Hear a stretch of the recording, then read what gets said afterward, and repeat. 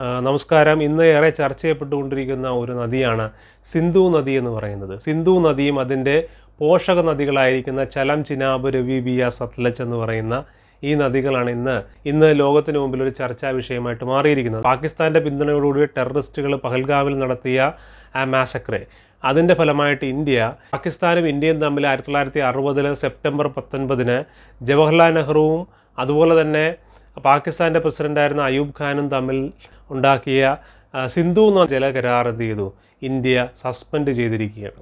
ഇത് സസ്പെൻഡ് ചെയ്ത് കഴിഞ്ഞാൽ ഇത് ഏറ്റവും കൂടുതൽ ബാധിക്കാൻ വേണ്ടി പോകുന്നത് പാകിസ്ഥാനെയാണ്. സിന്ധു നദി എന്ന് പറയുന്നത് പാകിസ്ഥാനിലൂടെയാണ് ഏറ്റവും അധികം ഒഴുകുന്നത്. ടിബറ്റിൽ ആരംഭിച്ചിട്ട് ഇന്ത്യയിലൂടെ ഒഴുകി അത് പാകിസ്ഥാനിലൂടെ ഒഴുകുന്നു. പാകിസ്ഥാനിലൂടെയാണ് അത് കൂടുതൽ ഒഴുകുന്നത്. അതുപോലെ തന്നെ വേറെയും നദികളുണ്ട്, ചലവും അതുപോലെ തന്നെ ചിനാബും ഒക്കെ എന്ത് ചെയ്യുന്നു? ഈ പാകിസ്ഥാനിലൂടെ ഒഴുകി അങ്ങനെ അറബിക്കടലിൽ ചെന്ന് ചേരുകയാണ് ഉണ്ടാകുന്നത്.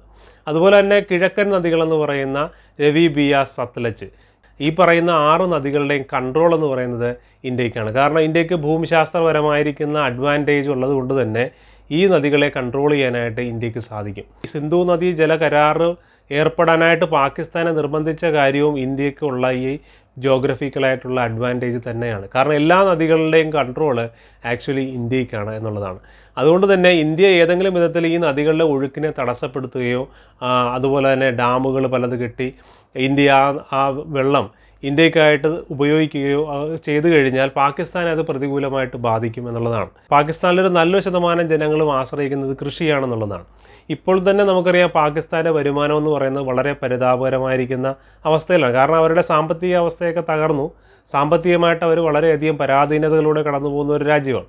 ഒരു പ്രധാന കാര്യം എന്ന് പറഞ്ഞു കഴിഞ്ഞാൽ അവർക്ക് അവരുടെ രാജ്യത്തിൻ്റെ വികസനത്തിൽ ശ്രദ്ധിക്കുന്നതിനേക്കാൾ അധികം താല്പര്യം തീവ്രവാദ പ്രവർത്തനങ്ങൾക്ക് സപ്പോർട്ട് ചെയ്യുക, തീവ്രവാദികളെ സപ്പോർട്ട് ചെയ്യുക, അതിന് വേണ്ടിയിട്ട് ഫണ്ട് ചിലവാക്കുക, ഇങ്ങനെയുള്ള കാര്യങ്ങളാണ് ആ നാട്ടിൽ നടക്കുന്നത്. മാത്രമല്ല അവിടുത്തെ ഭരണകൂടവും തന്നെ ഒരു അരക്ഷിതാവസ്ഥയിലാണെന്ന് കാണാനായിട്ട് സാധിക്കും. സ്ഥിരമായിട്ടുള്ള ഒരു ഭരണകൂടം അവിടെ ഉണ്ടാകുന്നില്ല എന്ന് കാണാൻ കഴിയും. പലപ്പോഴും അവിടെ തിരഞ്ഞെടുക്കപ്പെടുന്ന ഭരണകൂടം എന്ന് പറയുന്നത് എത്ര കാലം നിലനിൽക്കുമെന്നുള്ള കാര്യം നമുക്ക് പറയാനായിട്ട് സാധിക്കില്ല. അതാണ് അവിടുത്തെ ഭരണകൂടപരമായിരിക്കുന്ന ഒരു സന്തുലിതാവസ്ഥ ഇല്ലായ്മ എന്ന് പറയുന്നത്. അതാണ് കാരണം ഈ തീവ്രവാദികളെ സപ്പോർട്ട് ചെയ്യുകയും ജനാധിപത്യ മൂല്യങ്ങളിൽ യഥാർത്ഥത്തിൽ വിശ്വസിക്കാതിരിക്കുകയും ചെയ്യുന്നത് കൊണ്ട് തന്നെ അവർ എപ്പോൾ വേണേലും ഒരു പട്ടാള അട്ടിമറിയിലേക്ക് പോകാം. പട്ടാളമാണ് അവിടെ കാര്യങ്ങൾ തീരുമാനിക്കുന്നത്.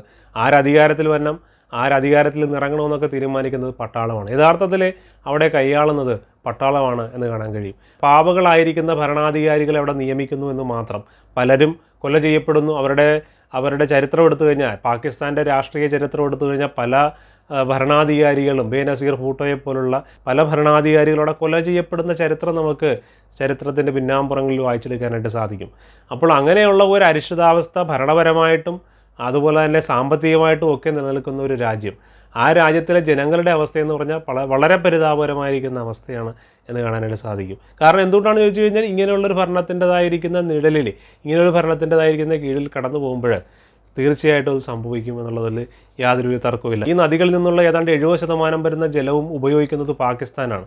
30% വരുന്ന ജലം മാത്രമാണ് ഇന്ത്യ ഉപയോഗിക്കുന്നതെന്ന് കാണാനായിട്ട് സാധിക്കും. ഈ സിന്ധുയുടെ പോഷക നദികളും ഉൾപ്പെട്ട ആ ജലത്തെ ആശ്രയിക്കാതെ പാകിസ്ഥാന് മുന്നോട്ട് പോകാനായിട്ട് സാധിക്കില്ല. പാകിസ്ഥാനിലെ കൃഷിയെ ആശ്രയിച്ച് കഴിയുന്ന വലിയൊരു ജനത വറുതിയിലായി പോകും എന്നുള്ളത് വാസ്തവമാണ്. മാത്രമല്ല പാകിസ്ഥാൻ്റെ സാമ്പത്തിക വ്യവസ്ഥയെ അത് പ്രതികൂലമായി ബാധിക്കുമെന്നുള്ളതും മറ്റൊരു യാഥാർത്ഥ്യമാണെന്ന് കാണാനായിട്ട് സാധിക്കും. അതുകൊണ്ട് തന്നെയാണ് ഇത് തന്ത്രപ്രധാനമായിരിക്കുന്ന ഒരു പദ്ധതിയായിട്ട് അവിടെ നിലനിൽക്കുക. അങ്ങനെ ഒരു കരാറാണ് ഇന്ന് സസ്പെൻഡ് ചെയ്തിരിക്കുന്നതായിട്ട് കാണാനായിട്ട് സാധിക്കും. നാളെ അത് എന്ത് ചെയ്യാം?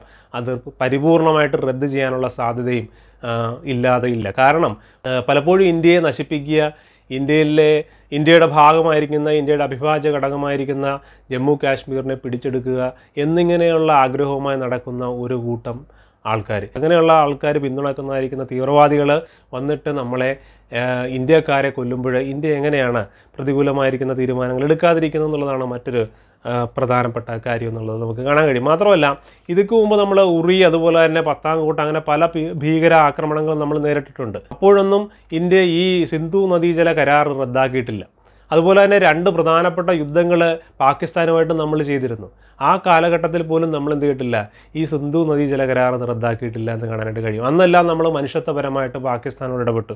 കാരണം യുദ്ധമെന്ന് പറയുന്നത് പാകിസ്ഥാനിലെ പട്ടാളവുമായിട്ട് അല്ലെങ്കിൽ അവിടുത്തെ ഭരണകൂടവുമായിട്ടുള്ള നിലയിൽ മാത്രമാണ്. എന്നാൽ അവിടുത്തെ സാധാരണക്കാരായ ജനങ്ങളെ നമ്മൾ ബുദ്ധിമുട്ടിക്കണ്ട എന്ന് കരുതിക്കൊണ്ട് നമ്മൾ സിന്ധു നദീ ജല കരാർ അങ്ങനെ തുടർന്നു കൊണ്ട് തന്നെ പോയി. അതുകൊണ്ട് തന്നെ ലോകബാങ്കിൻ്റെ മധ്യസ്ഥതയിൽ ഏറെക്കുറെ വളരെ ഭംഗിയായിട്ടും വളരെ വിജയകരമായിട്ടും മുന്നോട്ട് പോയ ഒരു ജല കരാറായിരുന്നു സിന്ധു നദീ ജല കരാർ എന്ന് പറയുന്നത്. എന്നാൽ ഈ ഒരു പ്രവർത്തനത്തിലൂടെ ഈ പഹൽഗാമിലെ ഈ അറ്റാക്കിലൂടെ ഏതാണ്ട് 26ഓളം വരുന്ന നമ്മുടെ സഹോദരങ്ങളെ അവരങ്ങനെ അവിടെ കൊന്നുകളഞ്ഞപ്പോൾ അതിൻ്റെ പേരിലാണ് നമ്മളിപ്പോൾ ഇത് സസ്പെൻഡ് ചെയ്തിരിക്കുന്നതെന്ന് കാണാനായിട്ട് സാധിക്കും. പാകിസ്ഥാൻ്റെ പ്രതിനിധികൾ തന്നെ പറയുന്ന കാര്യം എന്ന് പറഞ്ഞാൽ എന്താണ്, ഈ സിന്ധു നദീ ജല കരാർ റദ്ദ് ചെയ്യുകയാണെന്നുണ്ടെങ്കിൽ, അല്ലെങ്കിൽ സിന്ധുവിലൂടെ ജലം ഒഴുക്കുന്നില്ല എന്നുണ്ടെങ്കിൽ, പാകിസ്ഥാനത് ലഭിക്കുന്നില്ല എന്നുണ്ടെങ്കിൽ സിന്ധുവിലൂടെ ഇന്ത്യക്കാരുടെ രക്തമൊഴുക്കുമെന്ന് പറയുന്ന തരത്തിലേക്ക് അവരെ പ്രകോപനപരമായിരിക്കുന്ന പ്രസ്താവനകൾ ഇറക്കുവാൻ തക്കവണ്ണം പ്രകോപിപ്പിക്കുന്നതായിരിക്കുന്ന, അവർക്ക് വളരെ വലിയ പ്രഹരമേൽപ്പിക്കുന്നതായിരിക്കുന്ന ഒരു തീരുമാനമാണ് ഇന്ത്യയുടെ ഭാഗത്തുനിന്നും ഉണ്ടായത്. ഇത് പാകിസ്ഥാനെ വല്ലാതെ ഇത് പ്രതിസന്ധിയിലാക്കും. പാകിസ്ഥാനിലെ ജനങ്ങൾ ഇത് ഭരണകൂടത്തിനെതിരായിട്ട് തിരിയുന്നതിന് കാരണമായി തീരും. കാരണം വരൾച്ചയുടെ കാലഘട്ടത്തിൽ, വറുതി വരുന്ന കാലഘട്ടത്തിൽ ഈ ജലവിലത്തെ ആശ്രയിക്കാതെ കൃഷി മുന്നോട്ട് പോവുകയില്ല. ആ കൃഷി തകർന്നു പോയി കഴിഞ്ഞാൽ അവർ ഭരണകൂടത്തിനെതിരായിട്ട് തിരിയും. 2016 പ്രധാനമന്ത്രി നരേന്ദ്രമോദി പാകിസ്ഥാന് കൊടുത്ത ഒരു വാണിംഗ് ഉണ്ട്. അതിങ്ങനെയാണ്, വെള്ളവും രക്തവും ഒരുമിച്ച് ഒഴുകുകയില്ല എന്നുള്ളത്.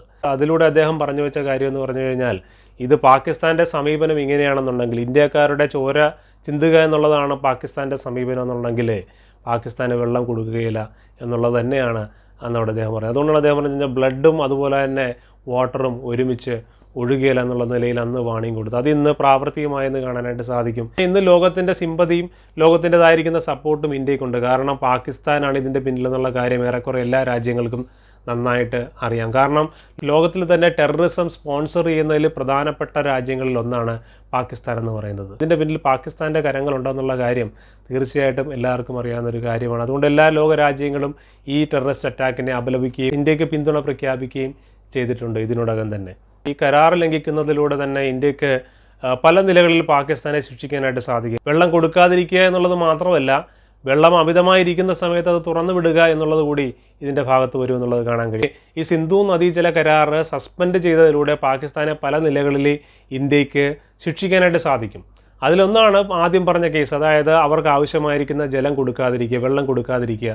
ആ വെള്ളം നമ്മൾ അമിതമായിട്ട് യൂസ് ചെയ്യുകയോ അല്ലെങ്കിൽ മറ്റുള്ള തരത്തിൽ അതിനെ ഉപയോഗിക്കാനായിട്ട് ശ്രമിക്കുകയും ചെയ്തു കഴിഞ്ഞാൽ നമ്മളതായിരിക്കുന്ന ഇൻഫ്രാസ്ട്രക്ചറുകൾ, നമ്മളതായിരിക്കുന്ന നിർമ്മിതികളൊക്കെ കൊണ്ടുവന്നിട്ട് ആ വെള്ളത്തെ ബ്ലോക്ക് ചെയ്യുന്ന വിധത്തിലോ വെള്ളത്തെ സംഭരിക്കുന്ന വിധത്തിലോ മറ്റു കാര്യങ്ങൾക്കായിട്ട് അതിനെ വഴിതിരിച്ച് ഉപയോഗിക്കുന്ന തരത്തിൽ നമ്മൾ ഉപയോഗിച്ചു കഴിഞ്ഞാൽ പാകിസ്ഥാന് വേണ്ടത്ര ജലം കൃഷിയുമായി ബന്ധപ്പെട്ടിട്ട് ഉപയോഗിക്കാൻ പറ്റാതെ വരികയും അത് അവരെ പ്രതിസന്ധിയിലാക്കുമെന്നുള്ള കാര്യം നമ്മൾ കണ്ടു. അതുകൂടാതെ ഈ വരൾച്ചയുടെ കാലഘട്ടത്തിലെ കാര്യമാണ് നമ്മൾ ഈ പറഞ്ഞത്. കൃഷിക്ക് ആവശ്യമായിരിക്കുന്ന ജലം കിട്ടാതെ വരുന്ന സമയത്താണ് ഈ കേസ് വരുന്നത്. എന്നാൽ അതുകൂടാതെ പ്രതീക്ഷിക്കാത്ത സമയത്ത് ഇതിൽ ഡാമിലെ ജലം തുറന്നുവിട്ട് പാകിസ്ഥാനിൽ വെള്ളപ്പൊക്കം ഉണ്ടാക്കുവാനും സാധിക്കും എന്നുള്ളതാണ് വാസ്തവം. കാരണം ഇപ്പോൾ നമ്മൾ കണ്ടു, ഉറി ഡാം തുറന്നു വിട്ടതിൻ്റെ ഫലമായിട്ട് പാകിസ്ഥാൻ ഒക്യുപ്പൈഡ് കാശ്മീരിലെ പ്രധാനപ്പെട്ട ഭാഗങ്ങളിലൊക്കെ വെള്ളം കയറി എന്നുള്ളതാണ്. അവിടെ നിന്ന് ജനങ്ങളെ ഒഴിപ്പിക്കേണ്ടതായിട്ട് വന്നു. അവരുടെ കൃഷിക്ക് അതുപോലെ തന്നെ അവരുടെ കന്നുകാലികൾക്കൊക്കെ നാശനഷ്ടം സംഭവിക്കത്തക്ക വണ്ണം ആ വെള്ളപ്പൊക്കം മാറിയെന്ന് കാണാനായിട്ട് സാധിക്കും. ഇപ്പോൾ ഉറിയിലെ ഡാം തുറന്നുവിട്ടതിൻ്റെ കാരണമായിട്ട് പറയുന്നത് അവിടെ പെയ്ത അമിതമായ മഴയാണ് എന്നുള്ളതാണ്. അതിൻ്റെ ഫലമായിട്ട് പാകിസ്ഥാൻ ഒക്യുപ്പൈഡ് കാശ്മീരിൽ ഏതാണ്ട് നല്ലൊരു ശതമാനം സ്ഥലവും വെള്ളത്തിൽ ആയി എന്ന് കാണാൻ കഴിയും.